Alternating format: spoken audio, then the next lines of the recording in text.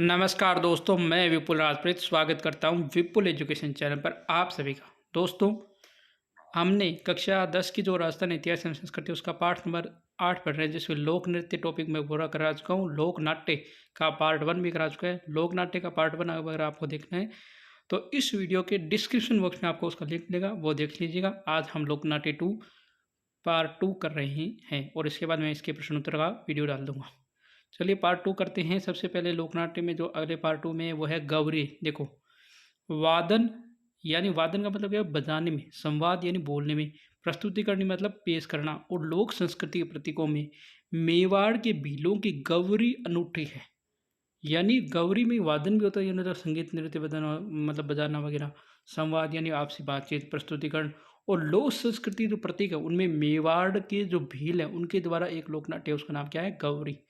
यानी प्रश्न आ जाए गौरी कहाँ का लोकनाट्य है, तो मेवाड़ की भीलों का।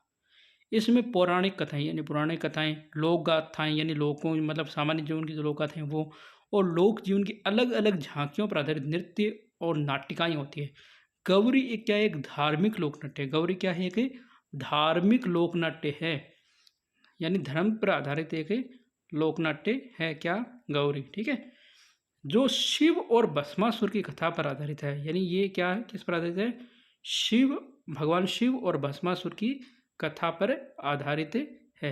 ठीक है, इसमें देखो मैं आपको थोड़ी सी ये कथा बता देता हूँ। इसमें होता क्या है कि जो मतलब भस्मासुर नामक एक राक्षस होता है, भस्मासुर एक राक्षस होता है और वो भगवान शंकर की तपस्या करता है। तपस्या करके वो भगवान शंकर से वरदान पाता है कि मैं जिसके सर पर भी हाथ रखूं वह भस्म हो जाए। तो भगवान उस शंकर उसे वरदान देते थे कि तथास्तु जाओ। अब क्या होता है कि जैसे ही वो भगवान शंकर की जो पत्नी होती है माता पार्वती, उनको देखता है तो उनको प्राप्त करने की उसे इच्छा हो जाती है कि भैया उनको प्राप्त करे। तो वो क्या करता है कि पार्वती माता पार्वती प्राप्त करने के लिए वो क्या करता है, शिव, भगवान जो शिव है उन्हीं के ऊपर इस जो वरदान था उसका प्रयोग करना शुरू करने की प्रोसेस करता है। उस समय भगवान जो विष्णु होते हैं वो एक मतलब मोहिनी रूप लेकर या सुंदर रूप लेकर उसके सामने प्रस्तुत होते हैं भस्मासुर के। और भस्मासुर को मतलब उसको भस्मासुर से कहते हैं कि तुम अगर मुझसे प्रश्न करते हो तुम्हें मेरे साथ नृत्य करना होगा। तो वो नृत्य स्टार्ट करते हैं और नृत्य स्टार्ट करते करते वो अपना जो मतलब मुद्रा होती है नृत्य में, कि भगवान विष्णु अपना सिर पर जैसे ही हाथ रखते हैं उसी पर भस्मासुर हाथ रखते हैं और जैसे हाथ रखते हैं भस्म हो जाता है। तो ये कथा है।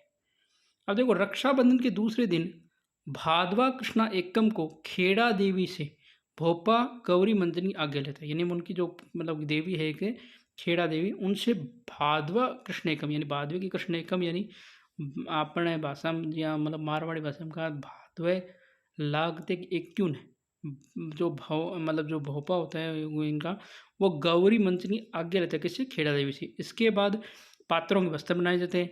पात्र जो है मंदिर में धोख देकर 9 लाख देवी देवता, 64 योगिनियाँ और 52 बहनों का स्मरण करते हैं। गौरी सवा महीने तक खेली जाती है। गौरी की अवधि कितनी है? सवा महीने। इस अवधि में न तो वो शराब, मांस और हरी सब्जी इन सब का निषेध करते हैं।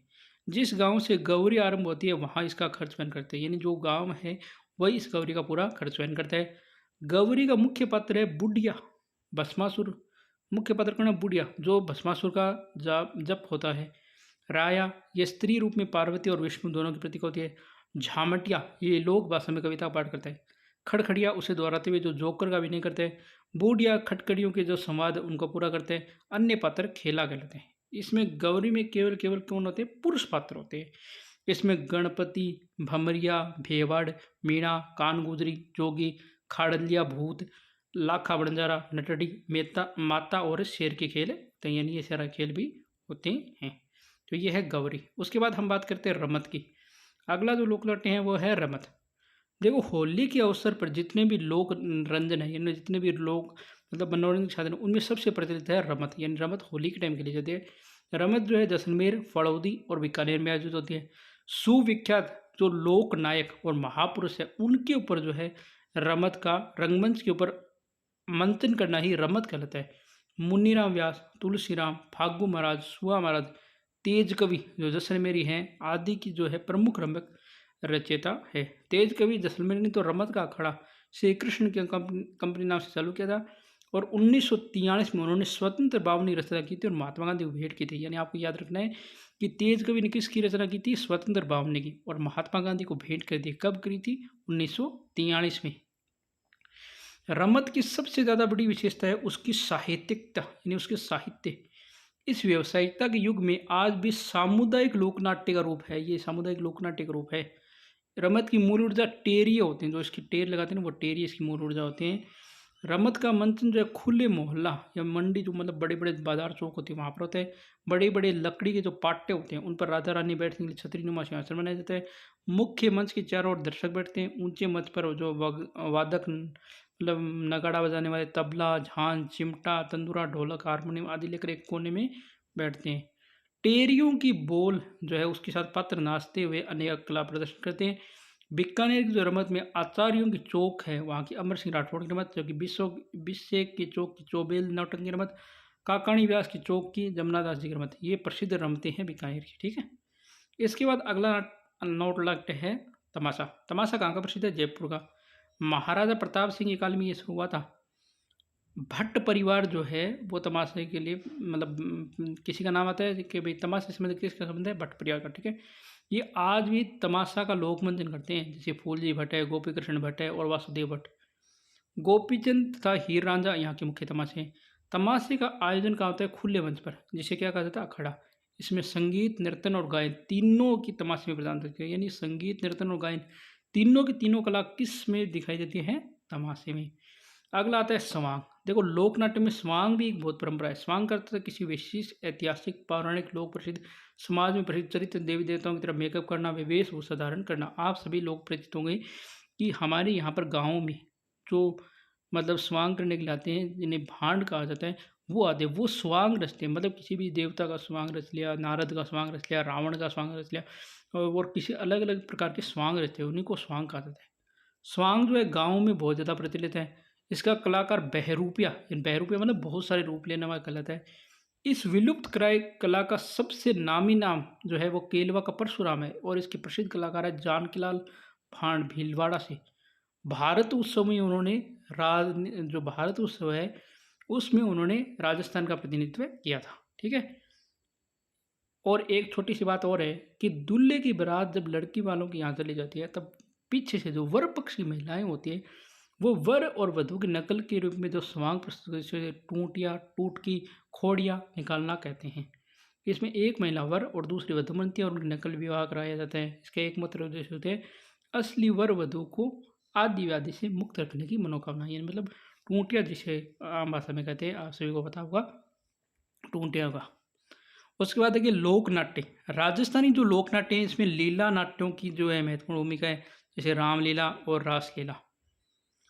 लीलाओं के अतिरिक्त कुछ और भी है, जैसे रावलों की रामात है, साम्या, गौरी, सनकादियों की लीलाएं, ग्रासियों की गौर लीलाएं, रामलीला और कृष्ण लीला। ठीक है, रामलीलाओं में श्री कृष्ण के बाल्य और किशोरावस्था की लीलाओं का प्रस्तुतकरण किया जाता है। इसमें रासलीला सॉरी, जो आपके कहाँ की प्रसिद्ध है? फुलेरा, जयपुर, आपके असलपुर, हरदोना, गोंडा आदि की रासलीला की अनेक मंडली।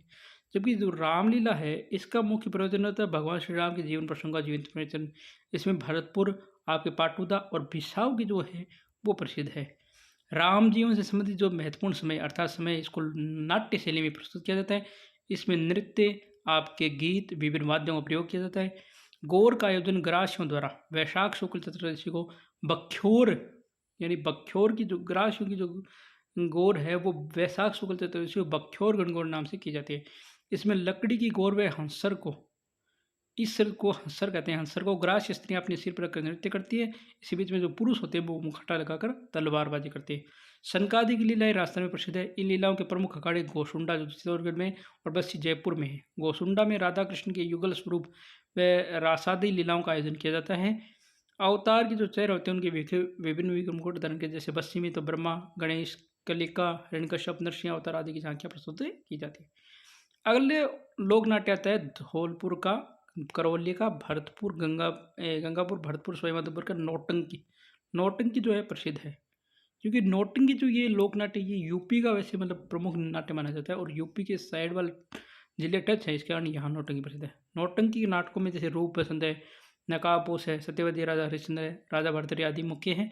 और प्राय जो विवाह है, सामाजिक समारोह होते हैं, मेले होते हैं और लोक उत्सव नौटंकी का आयोजन करते हैं। और लास्ट है हमारा चार वेद।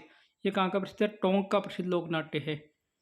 ये संगीत दंगल के रूप में यानी संगीत के रूप में खेला जाता है। इसका प्रारंभ टोंक के जो नवाब फैजुल्ला खां हैं उनके शासनकाल में किसके द्वारा? करीम खान निहंग द्वारा किया गया है। इस लोक नाट्य में गायक जो है डम बजाते हुए घुटनों के बल खड़े होकर अपनी बात को कहता है। तो ये आपके लोक नाट्य पूरे हो चुके हैं। कल या परसों की वीडियो में हम आपको इसके प्रश्न लेके आएंगे। उसके बाद 2 पार्ट हमारे बच्चे के 9वां और 10वां उनको भी जल्द कराएंगे। तो यह था आज का वीडियो। अगर वीडियो पसंद आए तो लाइक शेयर और कमेंट कर देना। चैनल पर पहली बार आएंगे अभी तक सब्सक्राइब नहीं किया, चैनल सब्सक्राइब कीजिए, बेल आइकन की घंटी दबाने के साथ। धन्यवाद दोस्तों। जय हिंद, जय भारत।